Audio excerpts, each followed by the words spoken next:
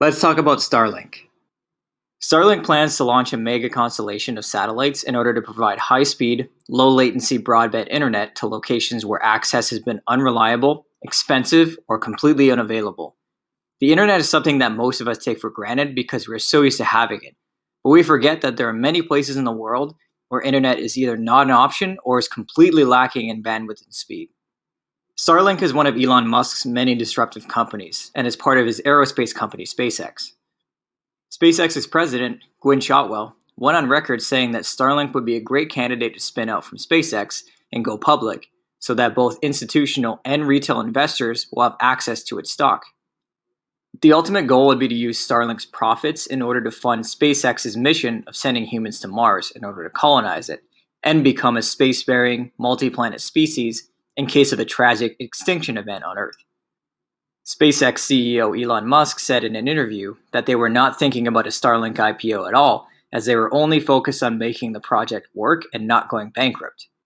As a result, retail investors hoping to own a piece of Starlink would need to buy Alphabet stock, which is the parent company of Google, as they acquired a $900 million stake in SpaceX back in 2015. Months after the interview, Elon posted this on Twitter, saying that they will probably IPO Starlink, but only several years in the future when revenue growth is smooth and predictable. Public market does not like erratic cash flow, and that he is a huge fan of small retail investors. He will make sure they get top priority, and that you could hold them to it.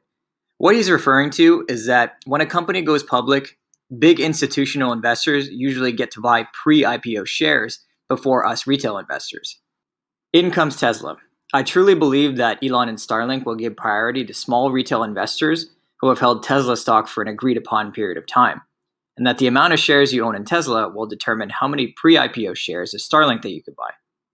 With Elon's track record of delivering on all of his promises, even though punctuality is not one of his strengths, and also of keeping a finger on the pulse of his small retail investors in Tesla, I'm confident that he will deliver on this promise when Starlink IPOs. So my plan is to keep holding Tesla stock, dollar cost average into it monthly without selling, and to also set aside money for when Starlink IPOs. And while possible competitor companies cannot solve reusable rockets and continue to not launch any satellites, Starlink continues to launch up to 60 satellites at a time since their first launch in February of 2018, and also continues to reuse their rockets. To this day, they have 844 satellites in orbit, with plans of at least 3 launches per month for the foreseeable future.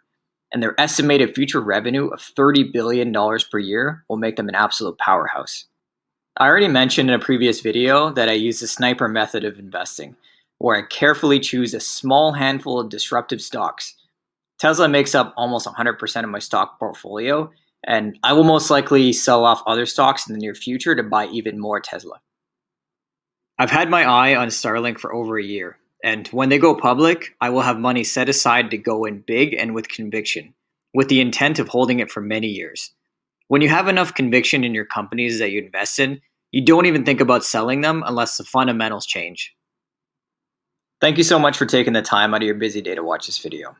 Please leave a comment below, like the video, and subscribe if you like what you see.